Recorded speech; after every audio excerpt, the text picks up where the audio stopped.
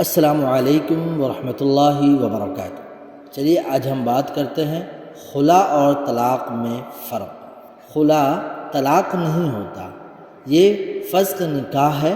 نیز خلا کے بعد دوبارہ رجوع کے لیے نیا نکاح کرنا لازم ہے۔ فسخ نکاح اور طلاق کے درمیان مزید فرق یہ ہے کہ فسخ نکاح حق طلاق میں شمار نہیں ہوتا۔ چنانچہ اگر آپ اپنے خاوند کے پاس دوبارہ چلی جاتی ہیں تو پھر بھی ان کے پاس طلاق کے 3 حق باقی ہیں۔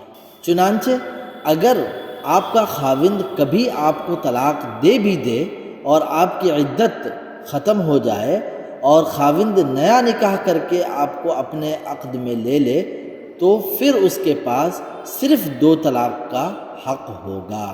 ہر 2 لفظ جس میں بیوی کی طرف سے معاوضہ دے کر جدائی ہو تو وہ خلا شمار ہوتا ہے۔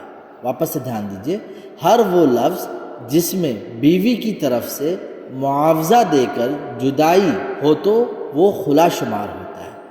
اور اگر خاوند طلاق خلا کے ساتھ دیتا ہے، مثلا وہ کہتا ہے کہ میں تمہیں اس شرط پر طلاق دیتا ہوں کہ میں تجھے میرا حق مہر لوٹا دو۔